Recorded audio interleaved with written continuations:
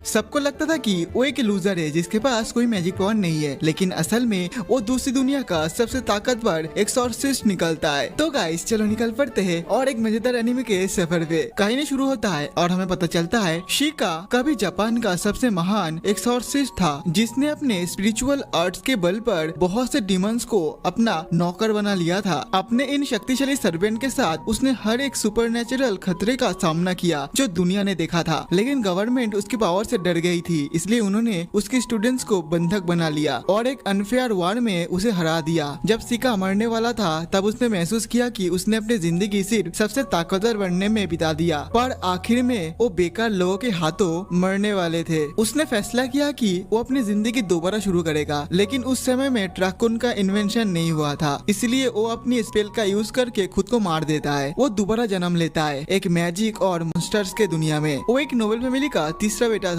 And इस family को महान मेजेस पैदा करने के लिए जाना जाता था। उसने सिर्फ इतना सुना था कि उसकी माँ उसके डैड की साइड चिक थी, पर असल में वो फैमिली हेड के छोटे भाई का बेटा था। सिर्फ उसके अंकल रॉबर्ट, जो उसके डैड होने का नाटक करता है, इस बात को जानता है और शिका को इस सच का बिल्कुल भी पता नहीं है। जब शिका 5 ईयर का होता है तब रॉबर्ट एक रिचुअल करता है उसके मैजिक पावर को जचने के लिए, लेकिन मैजिक पावर जचने के बाद पता चलता है कि उसके पास 0 मैजिक पावर है, लेकिन उसे कोई फर्क नहीं पड़ता क्योंकि उसके पास अब भी उसकी पिछली जिंदगी का जबरदस्त स्पिरिचुअल पावर होती है। एक दिन वो कुछ लिप्स का यूज टलाइस्मन बनने के लिए करता है और उन्हें रेड्स और क्रॉस में बदल देता है, ये चेक करने के लिए कि उसका पावर सही से काम कर रहा है कि नहीं। तभी उसका बड़ा भाई ग्लाई उधर आ जाता है एंड ग्लाई बहुत ज्यादा बेकार लड़का है। वो आते ही शिका को बुली करने लगता है एंड उसे पीटना जा रहा था बिना किसी कारण के। जैसे ही ग्लाई शिका को मारने वाला होता है, शिका अपने क्रो सर्वेंट्स को बुला लेता है जो ग्लाई पर हमला कर देता है। तभी उसका सबसे बड़ा भाई लफ्ट उधर आ जाता है एंड क्रॉस को भगा देता है। लफ्ट को शक होता है शिका पर क्योंकि उसे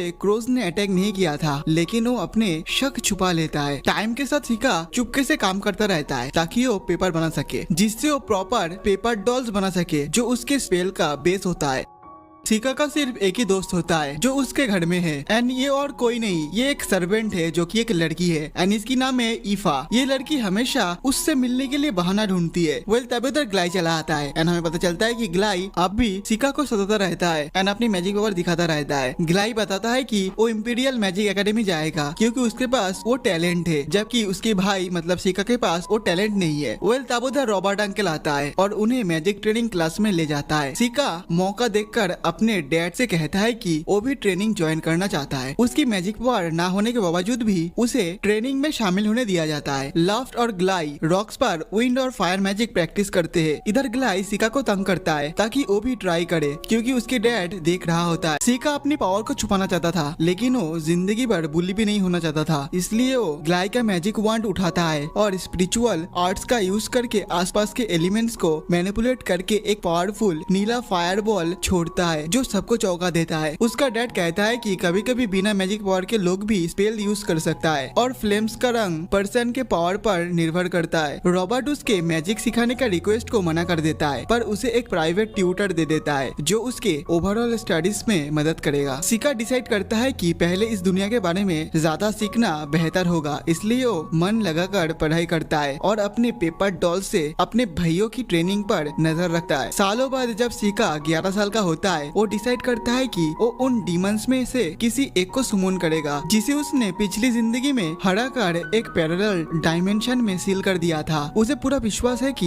वो उन्हें बुला सकता है। अपने पहला सुमन के लिए शिका सबसे कम खतरनाक सर्वेंट यूकी को बुलाती है जो एक मिस्टिकल व्हाइट फॉक्स है। वो अपनी ह्यूमन फॉर्म में आती है और तुरंत शिका से चिपक जाती है और कहती है कि उसने उसे बहुत ज्यादा मिस किया है, लेकिन इधर शिका को कंफर्म करना होता है कि क्या वो वाकई यूकी है, क्योंकि वो पहले एक बहुत ज्यादा खूबसूरत औरत थी। दोनों को पता चलता है कि क्योंकि इस दुनिया में उसकी पावर्स पूरी नहीं है, इसलिए यूकी एक लॉली फॉक्स बन चुकी है। बाय द वे शिका उसे वापस भेजना चाहता था क्योंकि ये सिर्फ एक ट्रायल रन था, मतलब वो अपनी पावर को चेक करने के लिए यूकी को बुलाई थी, पर यूकी पैरेलल डायमेंशन से थक गई थी, इसलिए वो एक छोटी फॉक्स बनकर उसके साथ रहने लगती है। एक दिन शिका देखता है कि ग्लाई रात को जबरदस्ती ईफा को अपने कमरे में बुलाने की कोशिश कर रहा है। शिका उस लड़की को बचा लेता है और कहता है कि वो उसके सर्वेंट है। ग्लाई उसे मुक्का मारने की कोशिश करता है पर शिका उसके हाथ को रोक लेता है और उसे पीछे हटने पर मजबूर कर देता है। ईफा उसे शुक्रिया कहती है और उसे अपने साथ ले जाने को कहती है ताकि वो एक इंजर्ड मॉन्स्टर को मदद कर सके जो उसने ढूंढा था। शिका उसे कहता है कि दूसरी तरफ देखो क्योंकि उसे कॉन्ट्रैक्ट करने में दिक्कत होता है जब कोई उसे देखता है, और फिर वो अपनी स्पिरिचुअल आर्ट का यूज करके तुरंत ही उस मॉन्स्टर को ठीक कर देता है। ईफा शिका की तारीफ करती है लेकिन शिका कहता है कि ईफा भी किसी से कम नहीं है क्योंकि उसने अक्सर उसे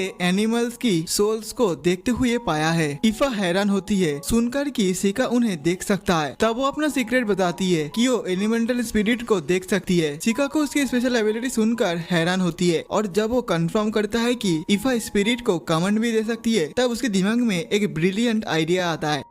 वो पूछता है क्या वो मैजिक सीखना चाहेगी। ईफा कहती है कि नहीं, उसके पास मैजिक पावर नहीं है तो भला वो कैसे सीख सकती है। तब शिका उसे एक ऑल्टरनेटिव तरीका बताता है। वो एक फायर स्पिरिट को सुमन करता है और ईफा से कहता है कि उसे गायब कर दो। कई मिनट्स ट्राई करने के बाद ईफा फायर स्पिरिट को गायब कर देती है और शिका समझ जाता है कि अब उसके पास एक अच्छी सबऑर्डिनेट है। अगले कुछ महीनों तक वो उसकी ट्रेनिंग में मदद करता है और ईफा स्पिरिट को कंट्रोल करने में बेहतर हो जाती है। जल्दी ही शिका का 12 साल हो जाता है लेकिन उसके फादर उसके बर्थडे पर भी घर पे नहीं होता है। बाद में उसका भाई उसे कहता है कि वो उनके साथ तलवार चलाना सीखे क्योंकि उसके पास सिर्फ एक ही करियर ऑप्शन है, आर्मी में ज्वाइन करना, क्योंकि वो ना लॉर्ड बन सकता है ना ही मेज। तभी उधर 2 मेड्स आती है और बताती है कि एक जाइंट मॉन्स्टर मेंशन की तरफ आ रही है। शिका सबसे पहले उस मॉन्स्टर को महसूस करता है। जब वो जाइंट सैलमेंडर मॉन्स्टर आता है तो तब ग्लाई अपना कपड़े गीला कर देता है और उधर से दुम दबा के भाग जाता है। लाफ्ट कमांड लेता है, सबको वो शेल्टर में जाने को कहता है जबकि वो खुद भी डरा होता है। पर शिका सीधा मॉन्स्टर की तरफ जाता है। मॉन्स्टर ईफा पर अटैक करने ही वाला होता है लेकिन तभी ईफा अनजाने में एक फायर स्पिरिट को बुलाती है अपनी मदद के लिए और शिका उसे देखकर हैरान होता है। उसके बाद शिका मॉन्स्टर को बाहर खुले में ले जाता है और एक पॉइजन मैजिक स्पेल का यूज करके उसे हरा देता है। सब लोग उसके लिए तालियां बजाता है और शिका समझ जाता है कि सब उसके प्लान के मुताबिक ही हुआ। रॉबर्ट तभी मेंशन पर पहुंचता है और रात को उसके लिए एक शानदार डिनर का आयोजन करता है सैलमेंडर को हराने के लिए। वो शिका से पूछता है कि वो अपने बर्थडे पर क्या चाहता है। शिका कहता है कि वो इंपेरियल मैजिक एकेडमी में एडमिशन लेना चाहता है। ये सुनकर ग्लाई बहुत ज्यादा जेलस फील करता है एंड विरोध करने लगता है लेकिन उसके बावजूद भी फादर उसे एंट्रेंस टेस्ट देने के लिए परमिशन दे देते। शिका की और एक रिक्वेस्ट होती है कि वो ईफा को अपनी सर्वेंट के रूप में एकेडमी ले जाना चाहता है। ये सुनकर ईफा घबरा जाती है और रॉबर्ट भी कहता है कि वो नहीं जा सकती है क्योंकि उसके पास मैजिक का कोई टैलेंट नहीं है। शिका प्रॉमिस करता है कि वो उसे गलत साबित करेगा। फिर वो उसे विंडो के पास ले जाता है जहाँ वो कहता है कि अगर वो उसके साथ एकेडमी जाना चाहती है तो स्पिरिट का यूज करके अपना सबसे बड़ा फायरवॉल बनाओ। ईफा अपने क्रश के साथ जाना चाहती है, इसी वजह से वो फायर स्पिरिट की मदद से एक मिड रैंक फायरवॉल छोड़ती है जो देख के सभी लोग बहुत ज्यादा हैरान हो जाता है। रॉबर्ट डिसाइड करता है कि अब ईफा भी शिका के साथ जा सकती है एकेडमी एंड इसके बदले ग्लाई अब मैजिक एकेडमी जाएगा बल्कि वो आर्मी को ज्वाइन करेगा। ये सुनकर ग्लाई बहुत ज्यादा निराश हो जाता है एंड वो शिका को चैलेंज कर देता है एक डुएल के लिए ताकि डिसाइड हो सके कि कौन सबसे ज्यादा ताकतवर है एंड कौन एकेडमी जाने का लायक है। शिका चैलेंज एक्सेप्ट कर लेता है लेकिन रॉबर्ट डिक्लेयर कर देता है। रॉबर्ट कहता है कि बहुत रात हो चुका है, तुम दोनों कल कर लेना जो करना है। रात में लफ्ट शिका के रूम पे आता है एंड उसे हैप्पी बर्थडे विश करता है। फिर वो उसे एक महंगा पेन गिफ्ट देता है और कहता है कि उसमें कभी हिम्मत नहीं थी कि वो उसे ठीक से बात कर सके पर अब उसे लगता है कि उसे अपने छोटे भाई के साथ थोड़ा सा दयालु से बिहेव करना चाहिए था। जो भी हो, लफ्ट उसे कहता है कि कल डुएल में तुम ग्लाई के ऊपर थोड़ा सा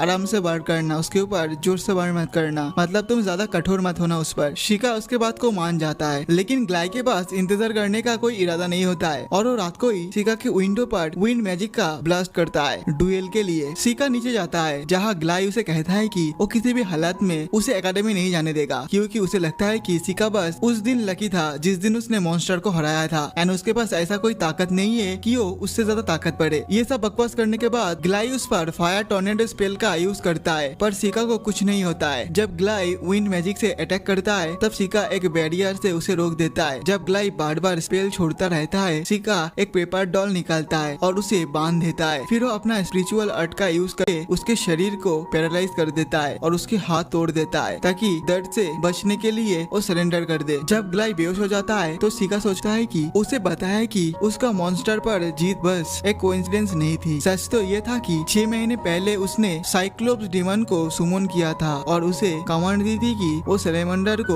मेंशन तक ले आए। उसने पहले ही सैलेमंडर की कमजोरी रिसर्च कर ली थी और सब उसके प्लान के मुताबिक हुआ। यूकी सिका से पूछता है कि जब वो इतना ज्यादा पावरफुल है तो फिर वो अपने आप को कमजोर क्यों दिखाता है। सिका कहता है कि वो इस जिंदगी में ज्यादा हाईलाइट नहीं होना चाहता था क्योंकि पिछली जिंदगी में उसने अपनी फेम के लिए बहुत कुछ खोया है एंड बहुत ज्यादा दुख झेला था। कुछ महीने बाद सिका एकेडमी जाने के लिए निकल पड़ता है ईफा के साथ। तब उसे पता चलता है कि उसके नया शरीर को मोशन सिकनेस है और जब तक वो इन पहुंचता है वो थक जाता है। ईफा उसे कंफर्ट करती है क्योंकि वो काफी समय से उसे चाहती थी। नेक्स्ट दिन वो एकेडमी जाता है एंट्रेंस टेस्ट देने के लिए, जहाँ एग्जामिनर उनसे कहता है कि वो अपने हाथ मैजिक सर्कल पर रखे ताकि उनकी एप्टीट्यूड चेक कर सके। ईफा के रिजल्ट ए आता है फायर और विंड मैजिक में, पर सिका सबके सामने लूजर लगता है क्योंकि उसके पास कोई मैजिक नहीं था। बाकी स्टूडेंट्स उसके बारे में गॉसिप करता है क्योंकि वो सिर्फ अपने डैड के पैसों की वजह से एकेडमी आया है। तभी एक लड़की सबको गुस्से में चुप करा देती है और एग्जामिनर के पास जाती है। सिका उसे पहचान जाती है। वो अपना नाम एमी बताती है जो एक कॉम्यूनर है, पर उसकी पावर सभी 4 एलिमेंट्स में हाई होती है, बिल्कुल उसकी पिछली जिंदगी की डियरेस्ट डिसाइपल की तरह। जैसे ही एमी अपने एवोल्यूशन करवा कर निकलती है, सिका सोचता है कि ये लड़की बिल्कुल उसकी पिछले जिंदगी की डियरेस्ट डिसाइपल की तरह दिखती है। उसके बाद सिका रिटन एग्जाम देता है और फिर प्रैक्टिकल एग्जाम के समय आता है जहाँ स्टूडेंट्स को अपने बेस्ट मैजिक स्पेल से स्टोन टारगेट्स को हिट करना होता है ताकि अपनी पावर को दिखा सके। सिका देखता है कि यहाँ ज्यादातर लूजर सिर्फ एक ही एलिमेंट का यूज कर पाता है, वो भी बहुत ज्यादा बेकार तरीके से। जल्दी ही ईफा की बारी आती है और वो अपनी फायर और विंड मैजिक का यूज करके टारगेट को डिस्ट्रॉय कर देती है। इधर सिका भी हैरान हो जाता है कि उसने बिना उसके सिखा इतना ज्यादा प्रोग्रेस कैसे किया, लेकिन उसकी तरक्की देखकर सिका के आंखों में आंसू आ जाता है। अगले नंबर सिका का होता है और वो अपना ब्लू फायरबॉल से टारगेट को जला देता है। फिर दूसरे टारगेट पर मेटालिक क्यूब्स बनाकर उसे तोड़ देता है। फिर वो तीसरे टारगेट को आइस मैजिक से फ्रीज कर देता है और कहता है कि बस इतना ही कर सकता है। सब लोग बहुत ज्यादा हैरान हो जाता है कि बिना मैजिक पावर वाला कोई इतना कैसे कर सकता है, लेकिन बाद में एमी सबको और ज्यादा चौंका देती है क्योंकि वो 4 बेसिक एलिमेंट के साथ एडवांस लाइट और डार्क एलिमेंट्स भी यूज कर सकती है। अगले दिन रिजल्ट आते हैं और जब ईफा नर्वस होती है कि वो फेल ना हो जाए, तभी हम देखते हैं कि मेरिट लिस्ट में ईफा का नंबर दूसरे पर है, सिका के भी ऊपर जो तीसरे नंबर पर होता है। एमी टॉपर होती है और सिका डिसाइड करता है कि वो उसे अपना अगला टारगेट बनाएगा ताकि वो उसकी सबऑर्डिनेट बना सके। वो ऑफिशियली एकेडमी में घुस जाता है। पहले ही दिन सिका को लगता है कि कुछ न कुछ गड़बड़ है। वो ईफा से पूछता है कि क्या इधर आसपास कोई स्पिरिट से।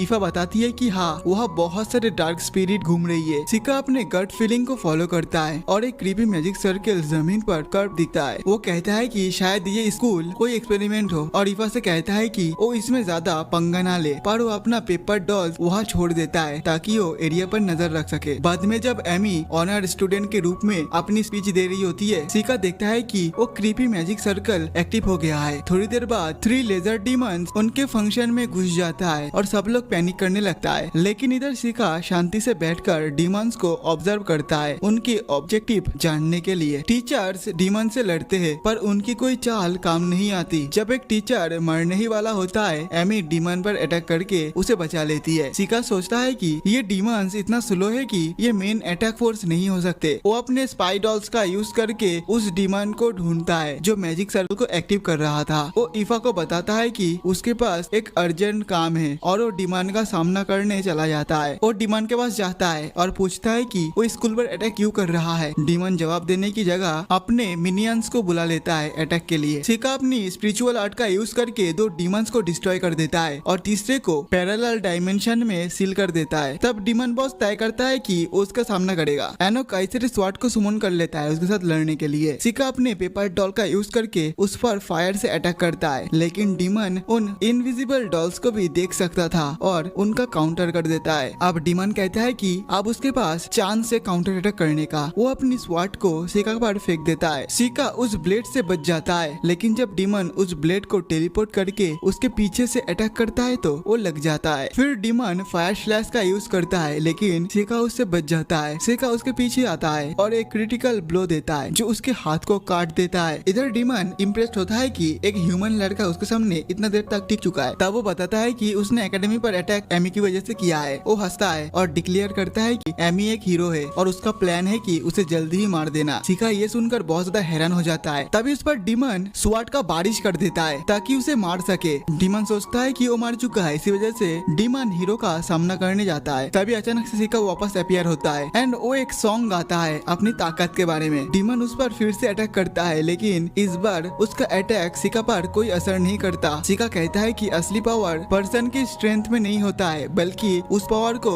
समझदारी से कंट्रोल करने में होती है। डीमन बहुत सारे तलवार को सुमन करता है और कहता है कि अब वो अपनी पूरा जोर लगा देगा। शिका सब तलवार को डॉच कर देता है और फिर वाटर मैजिक का यूज करके पूरे एरिया को फ्लोट कर देता है। डीमन स्काई में टेलीपोर्ट होकर शिका पर ऊपर से अटैक करता है, लेकिन शिका बच जाता है और एक लाइटनिंग अटैक सुमोन करता है जो उस डीमन पर पिकाचू की तरह झटका देता है। डीमन वो झटका सह लेता है और तुरंत शिका के पीछे अपीयर होता है और उसके शरीर में छेद कर देता है, एकदम ह्यूमन डोनट जैसा। बट हमें पता चलता है कि ये शिका का ही प्लान था। शिका तो मार खाने के लिए इंतजार कर रहा था। वो एक सेल्फ डिस्ट्रक्ट स्पेल को यूज करता है जो डीमन को बहुत सीरियस डैमेज कर देता है। एक्सप्लोजन के तुरंत बाद शिका अपनी जगह एक पेपर डॉल के साथ बदल देता है जिसे पहले के सारे अटैक लगे थे। डीमन उसकी चल समझ जाता है और कहता है कि लगता है तुम्हारे पेपर डॉल्स खत्म हो रहा है, पर शिका उसे और पेपर डॉल्स दिखा देता है और कहता है कि उसके पास और भी है। तब शिका डिसाइड करता है कि इस फाइट का द एंड करना चाहिए और वो अपना एक पावरफुल सुमोन को बुलाता है जो कई दूर एक जगह पर सील था। एक ड्रैगन उन डोर्स के पीछे से अपीयर होता है और डीमन हैरान रह जाता है क्योंकि डीमन लॉर्ड भी ड्रैगन्स को सुमोन नहीं कर सकता है और वो शिका के कमांड पर वो ड्रैगन अटैक कर देता है। ड्रैगन डीमन को पकड़कर स्काई में ले जाता है और उसे पूरा निगल जाता है। शिका ड्रैगन को कहता है कि वापस उसके कंट्रोल में आ जाए, पर ड्रैगन बचने की कोशिश करता है। शिका अपने पेपर डॉल्स भेजकर उसे फोर्स करता है, लेकिन जैसे ही ड्रैगन उस पर अटैक करने की कोशिश करता है शिका पैरेलल डायमेंशन का डोर खोल देता है एंड उसे वापस सील कर देता है। उसने ये समझ लिया कि उसका स्पिरिचुअल पावर उसके ये न्यू शरीर के साथ अभी भी प्रॉपर्ली सिंक नहीं हुआ है, इसी वजह से ड्रैगन उसका कहना नहीं मान रहा था। इसके बाद शिका वापस एकेडमी लौट आता है जहाँ वो देखता है कि एमी ने अकेले ही सारे लेजर डीमन को हरा दिया है।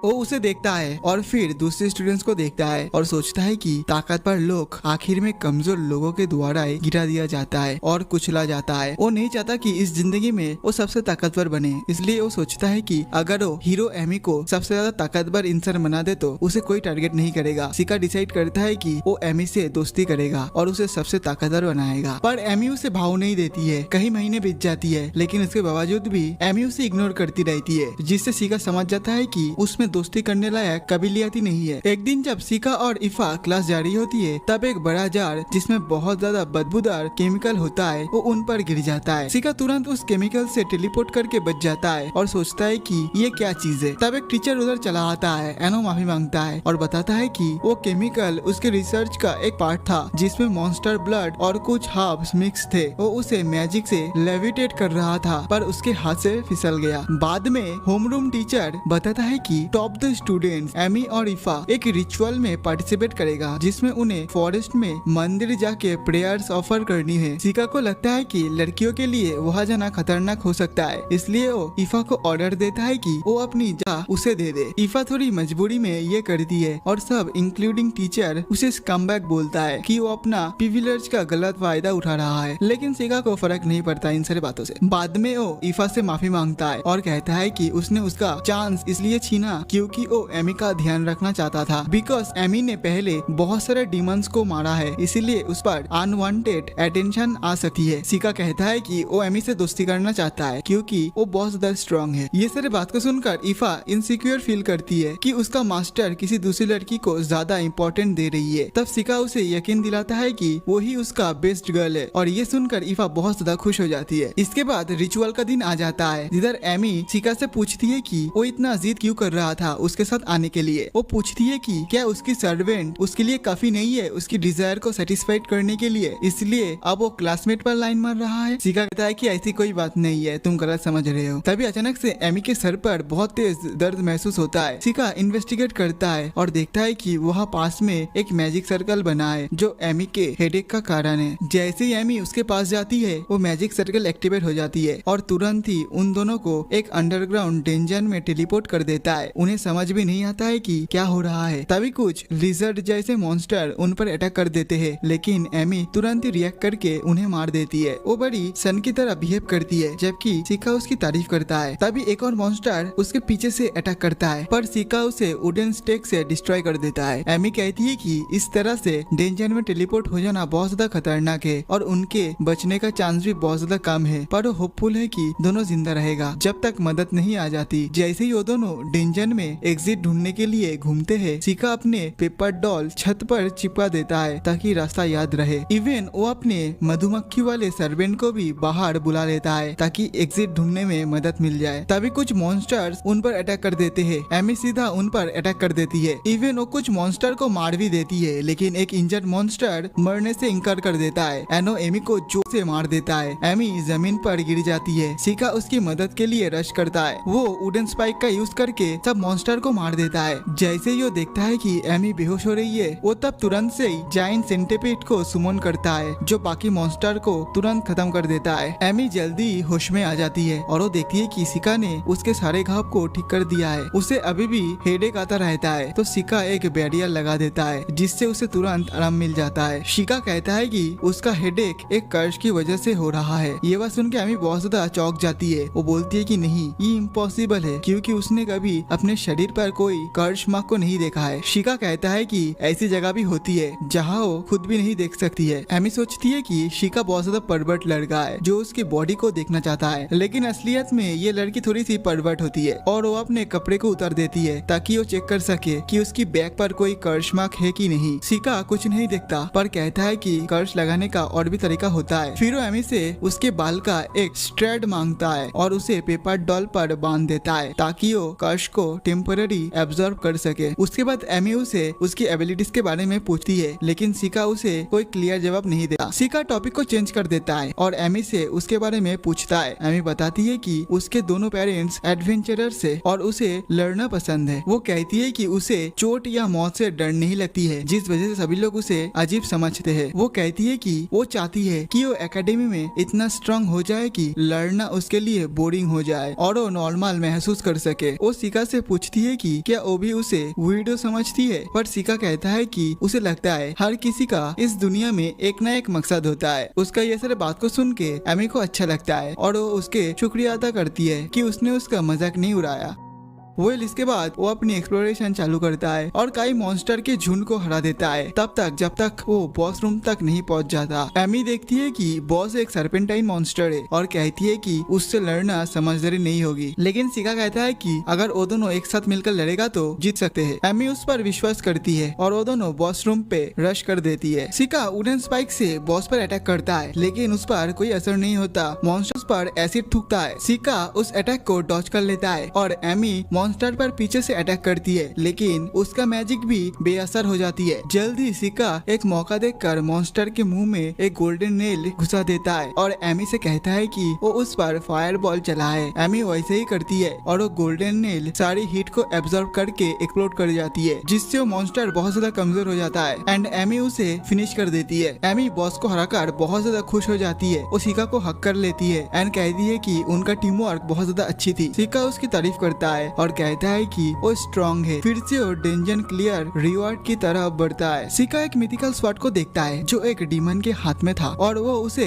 एमी को दे देता है क्योंकि वो उसके लिए परफेक्ट था। तभी एक मैजिक रिंग जमीन पर गिरती है और शिका डिसाइड करता है कि वो उसे अपना रिवॉर्ड बना लेगा। वो कहता है कि ये एडवेंचर बहुत ज्यादा मजेदार था और एमी से पूछता है कि क्या वो फ्यूचर में उसके साथ फिर से एडवेंचर पर चलेगी। एमी खुशी से हाँ कहती है। जल्दी ही वो दोनों एग्जिट ढूंढ लेते हैं और स्कूल लौट आते हैं, जहाँ वो टीचर्स को डेंजन के बारे में बताते हैं। जो मैजिक सर्कल उन्हें डेंजन ले गया था वो तब तक गायब हो चुका था, इसलिए कोई कल्प्रिट को नहीं ढूंढ पाया, पर शिका ने पहले ही उसे ढूंढ लिया होता है। वो सीधा नर्डी टीचर के पास जाता है और उसे कंफर्म करता है कि उसने एमी पर कर्ज क्यों लगाया। टीचर बहुत ज्यादा चौंक जाता है एंड पूछता है कि तुम्हें कैसे पता चला। तब शिका उसे 13 वजह बताता है, जिससे उसने समझ लिया कि वो टीचर डीमंस के लिए काम कर रहा है। शिका ने समझ लिया था कि उस टीचर ने डीमंस को स्कूल में घुसने में मदद की थी और उसने ही एमी को उस डेंजन में टेलीपोर्ट किया था। शिका उसे कहता है कि वो अपनी असली रूप में आए। टीचर हंसता है एंड कहता है कि वो एक इंसानी है जो डीमंस के लिए स्पाई के रूप में काम करता है। शिका उसे जीनियस बोलता है क्योंकि उसने एक नया स्पेल बनाया है जो दूर से ही कर्स लगा सकता है और किसी को धीरे धीरे मर सकता है बिना किसी सबूत छोड़े। टीचर उसकी तारीफ को सुनकर बहुत ज्यादा खुश हो जाता है लेकिन कहता है कि अब शिका को मरने का टाइम आ चुका है क्योंकि उसने बहुत कुछ जान लिया है। लेकिन शिका कहता है कि वो अभी एमी को नहीं बल्कि एक पेपर डॉल को कर्ज कर रहा है क्योंकि टीचर ने अपने कर्ज का टारगेट सेट किया था कोई भी जो ह्यूमन ब्लड से टेंटेड हो। ये सुनकर टीचर बहुत ज्यादा हैरान रह जाता है। वेल तब शिका वो डीमन को सुमन करता है जिसे उसने छुपा के रखा था और वो उसके खून से नहाता है ताकि कर्ज उस पर आ जाए। फिर वो नरक के भगवान से प्रार्थना करता है कि कर्ज को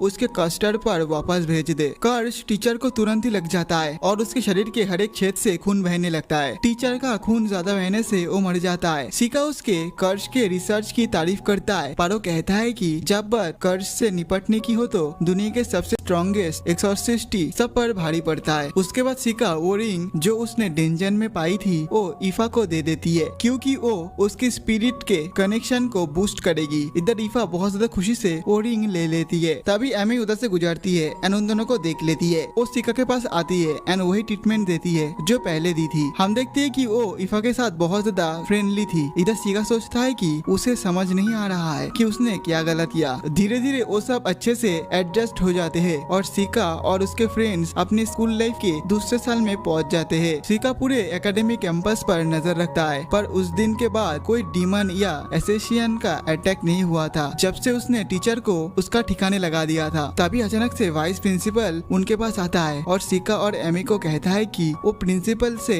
कल मिले। इस बात से शिका को थोड़ा सा बुरा एहसास होता है। अगले दिन वो प्रिंसिपल से मिलने जाता है और देखता है कि प्रिंसिपल एक ड्वार्फ है जो डेमी ह्यूमन कहने पर बहुत ज्यादा नाराज हो जाती है। उसे लगता है कि शिका का एटीट्यूड उसके अंकल जैसा है जो कभी इस एकेडमी का स्टूडेंट था। लेकिन शिका अपने डैड के भाई के बारे में पहली बार सुन रहा था। लेकिन प्रिंसिपल जल्दी से मेन टॉपिक पर आ जाती है और शिका से कहती है कि उसे कॉम्बैट टूर्नामेंट में पार्टिसिपेट करना होगा। तभी एक नया स्टूडेंट एक लाल बालों वाली लड़की ऑफिस में आती है। प्रिंसिपल के कहने पर वो अपनी इंट्रो देती है। उसका नाम मेबल क्रेन होती है। प्रिंसिपल बताती है कि उनके पास सिर्फ 2 स्लॉट्स है और मेबल एक स्लॉट लेगी जबकि वो चाहती है कि दूसरे स्लॉट शिका ले। जब एमी को ये पता चलता है वो बहुत ज्यादा गुस्से में आ जाती है और पगला जाती है कि उसे इनवाइट नहीं किया गया जबकि वो टॉप स्टूडेंट है। लेकिन शिका को इस फैसले का पीछे कुछ और थ्योरी लगती है और वो टेस्ट करना चाहता था। एमी फिर भी उदास रहती है। उसे टूर्नामेंट में नहीं बुलाया गया। भले ही उसे टूर्नामेंट में कोई इंटरेस्ट नहीं है लेकिन फिर भी उसे बुरा लगती है। वो सोचती है कि मेबल शायद किसी नोबेल का रिश्तेदार है जिन्होंने उसे टूर्नामेंट में डालने के लिए रिश्वत दी होगी बस अपने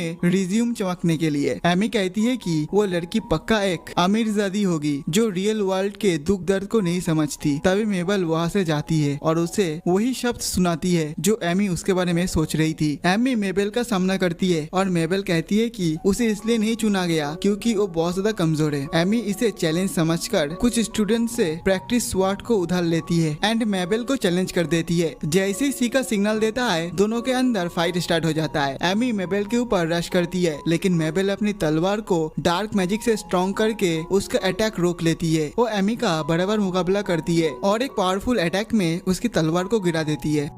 मेबल उसे स्पॉइल लिटिल हीरो कहकर मजाक उड़ाती है। एमी कहती है कि वो स्वॉर्ड फाइट में मैजिक का यूज करके चीटिंग कर रही है। मेबल कहती है कि रियल वर्ल्ड में उसे ऐसे कंप्लेन करने का कोई मौका नहीं मिलेगा। जाने से पहले मेबल शिका को भी वार्न करती है कि अगर वो टूर्नामेंट में सीरियस नहीं है तो वो पीछे हट जाए वरना वो बहुत बुरी तरीके से चोट खाएगा। शिका फेक स्माइल देता है जब मेबल जाने लगती है। उसके जाने के बाद वो एमी को उठाने जाता है। एमी डिसाइड करती है कि वो भी शिका और मेबल के साथ टूर्नामेंट देखेगी। गैरेज में एमी और ईफा बातें करती रहती है और मेबल कहती है कि ये सब शेल्टर्ड किड्स है। शिका उसकी ये इमो एक्ट से बहुत ज्यादा थक जाता है लेकिन वो चुप रहता है। जैसे ही वो कैपिटल पहुंचते हैं शिका की हालत खराब हो जाती है मोशन सिकनेस के कारण। फिर भी वो इंसिस्ट करता है कि पहले एरिना जाए ताकि पता कर सके उसका पहला ओपोनेंट कौन है। वो देखता है कि अगर वो और मेबल लगातार जीतता रहे तो वो दोनों सेमीफाइनल्स में एक दूसरे के साथ लड़ेगा। उसके अलावा और कोई खास बात नहीं होती। वो ईफा ईफा और एमी से कहता है कि वो सिटी एक्सप्लोर करे जब तक वो रेस्ट करता है, लेकिन वो सीक्रेटली अपने पेपर डॉल से मेबेल के ऊपर नजर रखता है ताकि पता चल सके कि एमी की जगह उसे क्यों चुना गया। अगले दिन सिका का पहला मैच होता है एक लीन मैन स्वार्ड मैन के साथ जो मानता है कि मैग्नेशियन क्लोज कॉम्बैट में वर्थलेस होते हैं। सिका उसे कहता है कि वो थोड़ा बीमार महसूस कर रहा है, इसलिए जल्दी काम खत्म करेगा। ये सुनकर स्वार्डमैन गुस्से में आ जाता है और जैसे ही राउंड स्टार्ट होता है वो सिका पर रश करता है, लेकिन सिका तुरंत अपनी जगह एक पेपर डॉल से बदल लेता है और स्वार्डमैन के पीछे आकर उसे मैजिक से एरिना के बाहर गिरा देता है। वो तुरंत मैच जीत जाता है और वापस चला जाता है। यूकी को चिंता होती है कि वो ज्यादा स्टैंड आउट कर रहा है। उसे ये भी चिंता होती है कि सिका अपने पेपर डॉल ज्यादा दूर तक फैला रहा है जिससे उसके शरीर पर स्ट्रेन पड़ रहा है, लेकिन सिका कहता है कि ये टूर्नामेंट ज्यादा इम्पोर्टेंट है। फिर वो ईफा और एमी के पास जाता है और वो लोग अगला राउंड देखता है जिससे एक मैजिशियन एक मिस्टीरियस रेज वॉरियर के सामने होता है। वो रेज वॉरियर कायल अपना डीमन आई टेक्निक यूज करता है एंड उस मैजिशियन को पैरालाइज कर देता है। फिर उसके सीने में तलवार घुसाकर तुरंत ही उसे मार डालता है। सिका समझ जाता है कि ये कोई आम लड़का नहीं है, ये बहुत ज्यादा एक्सपीरियंस एसेशियन है, इसलिए वो अपने कुछ पेपर डॉल्स उस पर नजर रखने के लिए भेज देता है। मेबेल भी उसे देख रही होती है जब वो अपनी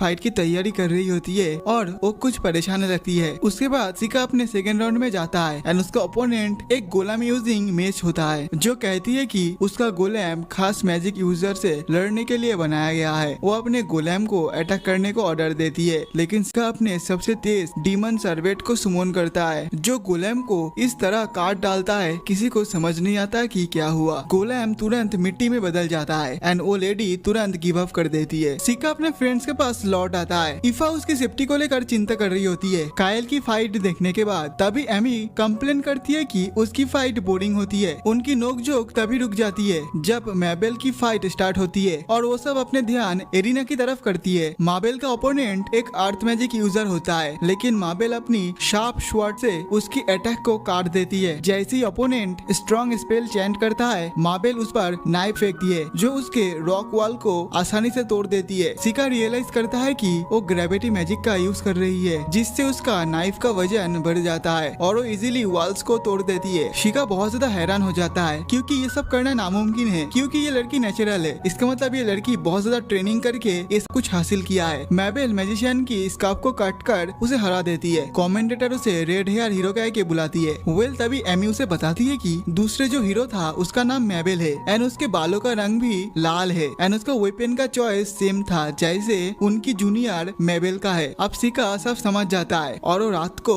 एक डीमन स्पाई को इंटरसेप्ट करता है जो मैसेंजर पिजन से मैसेज भेज रहा होता है। वो आदमी अनजान बनने की एक्टिंग करता है और शिका पर पीछे से अटैक करने की कोशिश करता है, लेकिन शिका उसे अपने मैजिक पावर से बांध देता है। स्पाई पूछता है कि उसे कैसे पता चला, तो शिका कहता है कि उसका एक सर्वेंट उस पर नजर रख रहा था जब वो दूसरे इन्फॉर्मेंट से बातें कर रहा था। शिका उससे पूछता है कि उसने क्या मैसेज भेजा, लेकिन स्पाई कहता है कि अगर तुम मुझे मार भी दोगे ना तो भी मैं नहीं बताऊंगा। तब शिका कहता है कि अगर तुम नहीं बताओगे तो वो उसकी सोल से पूछ लेगा। तभी शिका एक टाइनी क्रीपी बीस्ट टाइटन जैसे डीमन को सुमन करता है, एक क्रेजी मंकी डीमन जो माइंड रीड कर सकता है। ये मंकी स्पाई उसके दिमाग को पढ़कर उसके मुंह से वर्ड्स को चुरा लेता है। शिका उस स्पाई से सवाल करता रहता है और इधर मंकी उसके माइंड को रीड करके सब कुछ बता रहा होता है। इस स्पाई को लगता है कि माबेली हीरो है क्योंकि वो रेड लड़की है जिसमें अननेचुरल पावर है एंड साथ ही साथ हीरो के अंदर जो जो क्वालिटी होना चाहिए था वो मेबेल के पास है। शिका सोचता है कि अब उसने सब कुछ सीख लिया है और उस आदमी को फ्री कर देता है और उसे अपना क्रेजी मंकी को ट्रीट के रूप में दे देता है। मंकी इस स्पाई को खा जाता है। उस आदमी को खाने के बाद मंकी शिका के थॉट्स को पढ़कर कहता है कि शिका उस आदमी के बारे में पीटी महसूस कर रहा था। शिका को अपने थॉट्स रीड होने पर पसंद नहीं आता, इसलिए वो मंकी को धमकी देता है कि अगर वो नहीं रुकेगा तो उसे वो मार डालेगा। मंकी डर जाता है और तुरंत पैरेलल डायमेंशन पे वापस चला जाता है। तभी यूकी उसके बालों से बाहर आती है और शिका उसे डराने के लिए माफी मांगता है। उसे रियलाइज होता है कि स्कूल ने मेबेल को टूर्नामेंट में इसलिए भेजा था ताकि सब समझे कि माबेल ही असली हीरो है और सबका नजर असली हीरो एमी से दूर रहे और एमी सेफ रहे। उसे कोई प्रॉब्लम नहीं है मेबेल को सारी अटेंशन लेने देने में और उसका कहना है कि जब तक वो यूजफुल है उसे उस लड़की की आइडेंटिटी जानने की कोई शौक नहीं है।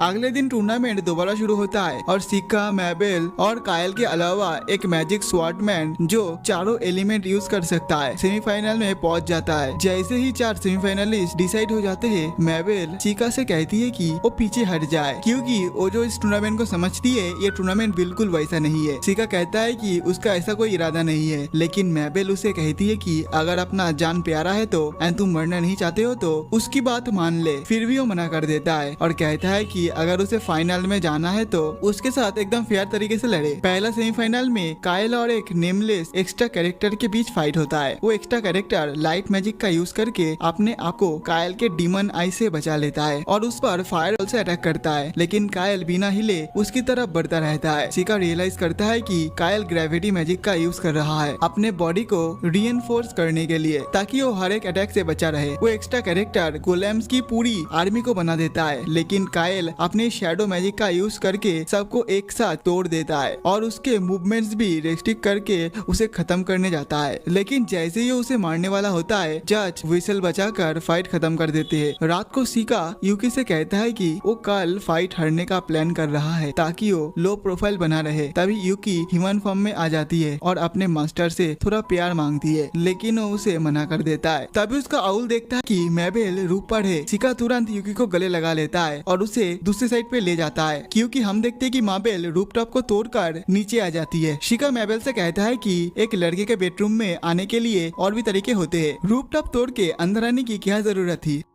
लेकिन मैबेल बात करने के लिए नहीं आई होती है। वो उस पर अटैक करती है और उसे विंडो से बाहर ले जाती है, जहां वो उस पर बहुत तेज अटैक करती है। वो उसके टैंगलिंग वाइन्स को डॉज करती है और उसे स्टैप करने रश करती है, लेकिन वो सिर्फ उसके पेपर डॉल को स्टैप कर पाती है। शिका टेलीपोर्ट करके उसके पीछे आता है और फोर्स इजेक्ट स्पेल का यूज करता है, लेकिन मैबेल उसके स्पेल रेस्ट्रिक्ट कर लेती है, जो दिखाती है कि वो सच में बहुत ज्यादा स्ट्रॉन्ग है। शिका सोचता है कि क्या उसे यही खत्म कर देना चाहिए, लेकिन तभी एक ड्रंकर उनकी फाइट में इंटरप्ट कर देता है। लेकिन मैबेल उस पर डेक्नो की यूज करती है, जिससे डरकर वो शराबी भाग जाता है। यूकी बाहर आकर पूछती है कि ये पागल लड़की क्या सोच रही है। शिका कहता है कि ये हम उससे ही पूछ लेते हैं। वो मैबेल को एक फाउंटेन के पास नॉस्टैल्जिक मूड में देखते हैं। जैसे ही वो उसे देखती है, शिका कहता है कि वो लड़ने नहीं बल्कि बात करने आया है। शिका उसे कहता है कि वो उसे पूरा सच बताए तो वो उसकी सजेशन एक्सेप्ट करने के बारे में सोचेगा। तब मैबेल उसे पागल आदमी बुलाता है और वो बताती है कि मैं तुम्हें इंजर्ड करने की कोशिश कर रही थी ताकि वो इंजर्ड हो जाए और कल फाइट करने का प्लान छोड़ दे एंड इस कंपटीशन से बाहर हो जाए। शिका को लगता है कि कोई और वजह भी है उसके यहाँ होने की, और मैबेल डिसाइड करती है कि वो उसे पूरा सच बता देगी। तब मैबेल कहती है कि उसका ये रोल है कि वो कायल के हाथों मर जाए ताकि डिमंस को लगे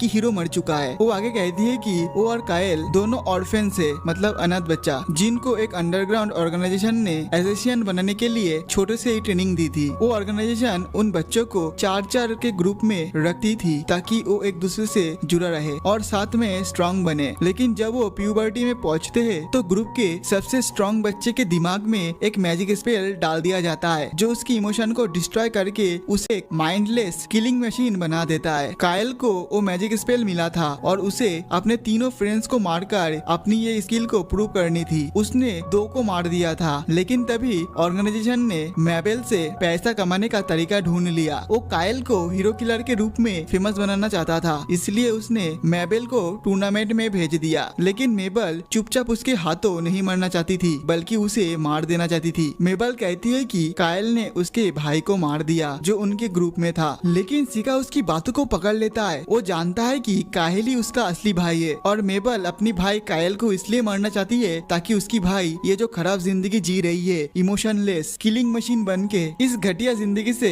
अपने भाई को आजाद करने के लिए वो अपने भाई को मारना चाहता है। ये सुनने के बाद वो बहुत ज्यादा हैरान हो जाती है कि शिका को सब कुछ कैसे पता है। मेबल बताती है कि मेरे भाई का आखिरी इच्छा था कि अगर वो मॉन्स्टर बन जाए तो उसे वो रोके, इसलिए वो फाइनल्स में जाकर अपनी जान को दांव पर लगाकर उसे हराना चाहती है। तभी शिका उठकर कहता है कि उसने अपना मन को बदल दिया है और अब वो फाइनल्स में जाएगा और केयल को उसके लिए हराएगा। मेबल कहता है कि नहीं नहीं, ये मेरा काम है, लेकिन शिका कहता है कि अगर वो केयल से लड़ेगी तो वो सिर्फ अपनी जान खोएगी, मतलब केयल मैबेल को मार देगा क्योंकि केयल बहुत ज्यादा स्ट्रॉन्ग है। वो कहता है कि वो एकेडमी वापस चली जाए और कोई उसे कुछ नहीं कहेगा क्योंकि वो उसकी रक्षा करेगा। शिका कहता है कि उसकी भाई चाहता होगा कि वो आजाद और खुश रहे और वो उसकी भाई की इच्छा को पूरा करेगा। मैबेल चुप हो जाती है, लेकिन वो कहती है कि कल उसके खिलाफ पीछे नहीं हटेगी। शिका कहता है कि वो उसे कल साबित कर देगा कि वो सबसे स्ट्रॉन्ग है। अगले दिन वो दोनों एरिना में सामना करते हैं। मैबेल अपना जायंट एक्स लेकर आती है और कहती कहती है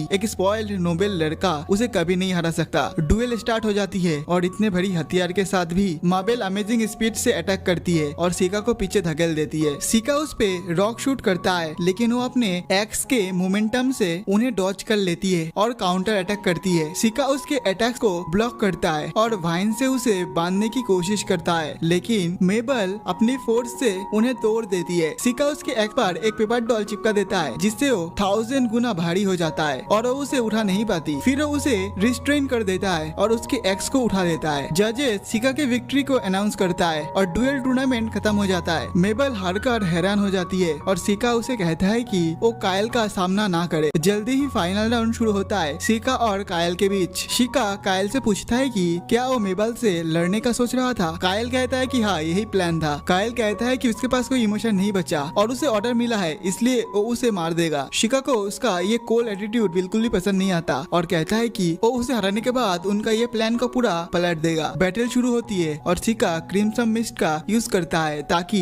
कायल की डीमन आई उस पर कोई असर न करे। कायल बिना डरे उसकी तरफ बढ़ता रहता है चाहे सिका उस पर ब्लू फायरबॉल ही क्यों ना छोड़े। सिका मेटेलिक वेंस का यूज करके उसे बांधता है लेकिन कायल शैडो मैजिक से उन्हें तोड़ देता है और उसे अटैक करता है। सिका अपने बैरियर से अटैक को रोक लेता है लेकिन उस पर लगातार अटैक हो रहा था। तभी वो एक 4 हाथों वाला डीमन को सुमन करता है ताकि कायल को उसकी औकात दिखा दे। तभी कायल उस डीमन के ऊपर अटैक करता है लेकिन उसका अटैक उस पर कोई फर्क नहीं पड़ता बल्कि उस डीमन की एक ही अटैक से उसका हड्डी पसली एक हो जाता है। सिका कहता है कि अगर उसमें इमोशन होता तो वो सच में डर जाता और अपनी जान बचाने के लिए इधर से भाग जाता। तभी वो बेहोश कायल के पास जाता है जब अचानक से उसके शरीर पर एक कर्श आ जाता है। सिका तुरंत बैरियर को इरेक्ट करता है कर्श को कंट्रोल करने के लिए लेकिन कायल की बॉडी ऑलरेडी खराब हो चुकी होती है पर उसने अपनी पर्सनालिटी थोड़ी देर के लिए वापस पा ली थी और सिका उसके सिम्टम्स देखते हुए उसे कुछ पूछा था। तब कायल उसे कहता है कि मेबल से उसकी तरफ से माफी मांग ले। इतना कहते ही कायल मर जाता है। इधर सिका को गुस्सा आता है कि कोई उसे एक कर्श से हराने की कोशिश कर रहा था। सिका को गर्व था कि वो स्ट्रॉन्गेस्ट एक्सेसरिस्ट है। इसी वजह से वो डिसाइड करता है कि वो अपनी पूरी पावर का यूज करके कायल को दोबारा जिंदा करेगा। जैसे ही वो कायल को रिवाइव करने का स्पेल चैंट करने लगता है तभी यूकी बाहर आ जाती है एंड उसे रिक्वेस्ट करने लगती है कि प्लीज तुम उसे रिवाइव मत करो क्योंकि तुम अगर उसे रिवाइव कर दोगे तो सब लोग तुम्हारे ऊपर अटेंशन देगा एंड सबका नजर तुम्हारे ऊपर चला आएगा। सिका समझ जाता है कि वो सही बोल रही है। इसी वजह से वो रिवाइवल स्पेल को रोक देता है। रेड धुआं क्लियर होने से पहले सिका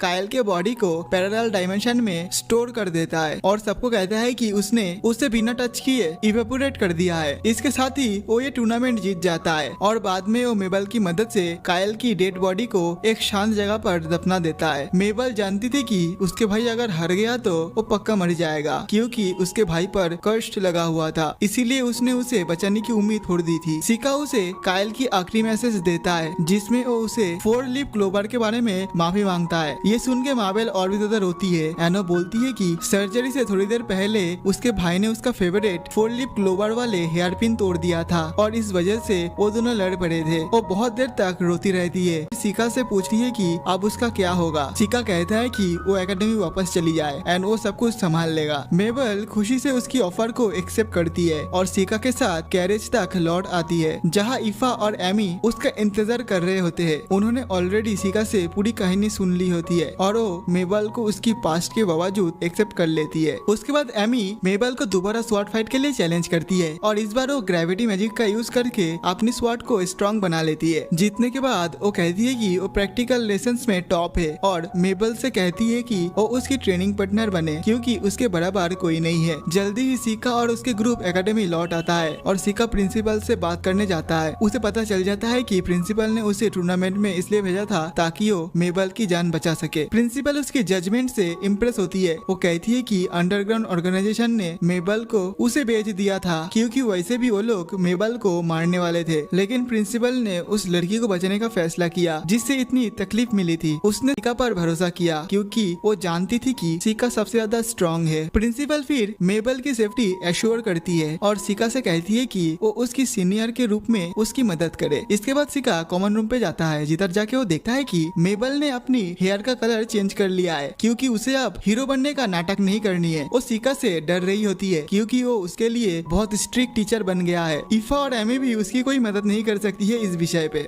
जल्दी ही मिड सेमेस्टर ब्रेक शुरू हो जाता है और सिका को उसके फादर से एक टास्क मिलता है कि उसे एक डेंजन की इन्वेस्टिगेशन करना करना है जो कि पास के एक किंगडम में है। एमी उसके साथ जाना चाहती है लेकिन सिका याद दिलाता है कि उसके पेरेंट्स उसके लिए इंतजार कर रहे होंगे। मेबल भी अब एडॉप्ट हो चुकी है तो वो अब अपनी न्यू फैमिली के साथ टाइम बिताएगी। ईफा थोड़ी नर्वस दिखती है क्योंकि वो सिका के साथ जाना चाहती है और सिका उसे इनवाइट कर देता है कि वो उसके साथ चल सकती है। तभी अचानक एस्ट्रिया किंगडम का क्राउन प्रिंस जिसका नाम है सील वो डाइनिंग हॉल में आता है और कहता है कि ये जगह किसी थर्ड वर्ल्ड कंट्री जैसा लग रहा है। तभी उसके एल्फ सर्वेंट उसे स्नोफ्लेक्स का ध्यान रखने के लिए कहता है तो सील कुछ नहीं कहता और सीधा सिका के पास पहुंच जाता है और खुद का इंट्रो देता है। तभी उसका नजर ईफा पर पड़ती है और उसकी खूबसूरती पर फिदा हो जाता है। वो उसे अपना वाइफ बनाने का प्रस्ताव देता है। ईफा अचानक से ये सब कुछ सुन के बहुत ज्यादा शॉक्ड हो जाती है, मतलब वो स्पीचलेस हो गई थी, बट वो खुद को संभालती है एंड उसे कह देती है कि नहीं, मैं तुम्हारा वाइफ नहीं बन सकती हूँ क्योंकि मैं मास्टर सिका का स्लेव हूँ। फिर सील सिका से कहता है कि इस लड़के का क्या कीमत है ताकि वो उसे खरीद सके। पहले कि सिका उसे कुछ जवाब दे पाता, प्रिंस के सर्वेंट लिस कहती है कि इस मामले को इधर नहीं कहीं और ले जाकर डिस्कस करते हैं। फिर वो एक प्राइवेट ऑफिस में मिलते हैं जहाँ सील सिका को बताता है कि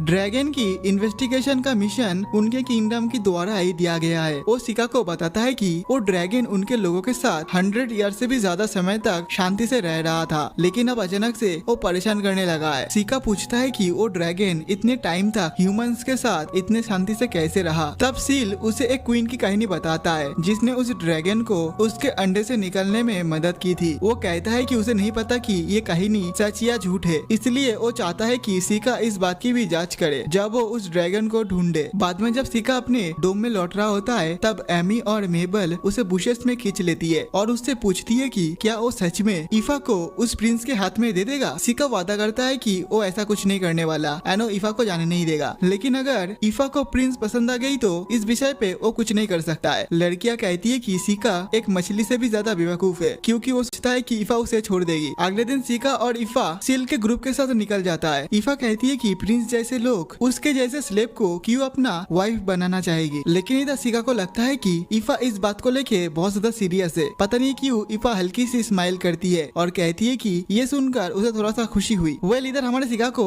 बहुत दिनों बाद जेलसी महसूस होता है। लंबी जर्नी के बाद वो लोग एस्ट्रिया किंगडम की राजधानी पहुंचते हैं और सील कहता है कि ये जगह बहुत शांत है लेकिन ड्रैगन ये शांति बिगड़ रहा है। तब वो ड्रैगन की तरफ इशारा करता है जो शहर के ऊपर से उड़ रहा होता है और लोगों को डरा रहा होता है। सिका कहता है कि वो काफी बड़ा है। अचानक से ड्रैगन उनकी ही तरफ मुड़ जाता है और बड़े ही खतरनाक तरीके से उनके पास उड़ता आता है जिससे ईफा बहुत ज्यादा डर जाती है। तभी एक सुमनर एक लावा टाइगर को सुमन करता है ड्रैगन का सामना करने के लिए। ड्रैगन भाग जाता है लेकिन लावा टाइगर ईफा को देखता है और उस पर हमला करने के लिए दौड़ता है। सिका क्रिस्टल पिलर का यूज करके उसे रोकता है लेकिन लावा टाइगर उन पिलर को पिघल देता है और सीधा सिका की तरफ आने लगता है। सिका उसे मिटाने ही वाला होता है लेकिन तभी उसका सुमनर उसके गले में लैश डाल देता है और उसे रोक देता है। फिर सुमनर अपने टाइगर को वापस बुला लेता है लेकिन सील बहुत ज्यादा गुस्से में आ जाता है। वो दौड़ कर जाता है सुमनर के पास एंड उसे डांटने लगता है कि उसके बीच ने उनके गेस्ट पर अटैक क्यों किया, लेकिन जैक्ट गुरूर से कहता है कि ये ज्यादा इम्पोर्टेंट बात नहीं है। इम्पोर्टेंट बात ये है कि ड्रैगन पिछले कुछ दिनों से बहुत ज्यादा खूंखार और डेंजरस हो चुका है। सिका को पता चलता है कि सील ने मर्सिनरीज को हायर किया है जैक्ट के लीडरशिप में ताकि वो ड्रैगन को मार सके अगर उसे रोक नहीं पाया तो। सिका कहता है कि ये बहुत ज्यादा बुरा आइडिया है क्योंकि जैक्ट का लावा टाइगर ड्रैगन को हरा नहीं पाएगा, बस उसे और ज्यादा गुस्सा कर देगा। जैक्ट घमंड से कहता है कि सिका चुप हो जाए क्योंकि उसे रियल वर्ल्ड के बारे में कुछ नहीं पता। सिका कहता है कि पहले वो अपने टाइगर को कंट्रोल करना सीखे फिर दूसरों को लेक्चर दे और ये वार्न करता है कि अगली बार उसके सामने उस टाइगर को सुमन मत करना नहीं तो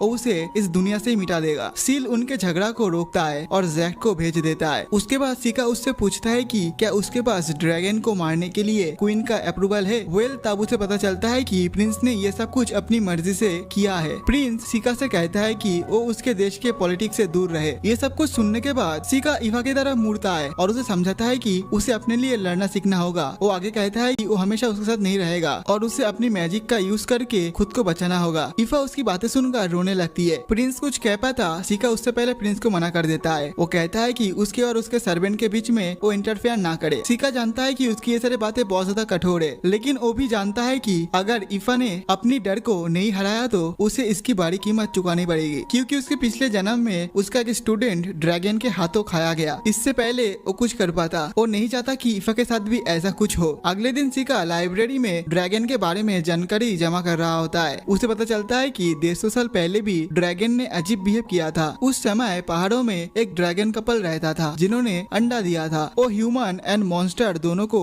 डरा कर रखता था और अपने बच्चों को खिलाने के लिए एनिमल्स चुरा लेते थे। बट कुछ सालों बाद फीमेल ड्रैगन मर गई। अब सिर्फ मेल ड्रैगन बचा है। ईफा कहती है कि इस बार ड्रैगन का परेशान होने का कुछ और रीजन हो सकता है, लेकिन सिका डिसाइड करता है कि वो माउंटेन चढ़कर सच पता लगाएगा। ईफा कहती है कि ये बहुत ज्यादा डेंजरस होगा, पर वो कहता है कि वो ठीक रहेगा। रात को जब वो रिसर्च कर रहा होता है तो ईफा उसके कमरे का दरवाजा नॉक करती है क्योंकि सील ने एक मेड भेजी थी उसे अपने बेडरूम बुलाने के लिए। बट ईफा उस प्रिंस के पास नहीं जाना चाहती। एनो अकेले रहने में बहुत ज्यादा डर रही थी, इसीलिए सिका उसे अपने रूम में सोने देता है और बेड शेयर करता है। जब वो दोनों लेटे हुए थे तब सिका पूछता है कि क्या ईफा सच में प्रिंस का वाइफ बनने के लिए तैयार है। ईफा मना कर देती है। सिका कहता है कि उसे शर्माने की जरूरत नहीं है, अगर वो उसके वजह से रुकी हुई है तो वो प्रिंस के पास जा सकती है। ईफा उसके बातों को सुन के बहुत ज्यादा दुखी हो जाती है। एनो कहती है कि अगर उसे लगता है कि वो वीक है एंड डरपोक है तो वो अपने आप पर काम करेगी एंड खुद को सुधारेगी, पर वो सिका को छोड़ना नहीं चाहती है।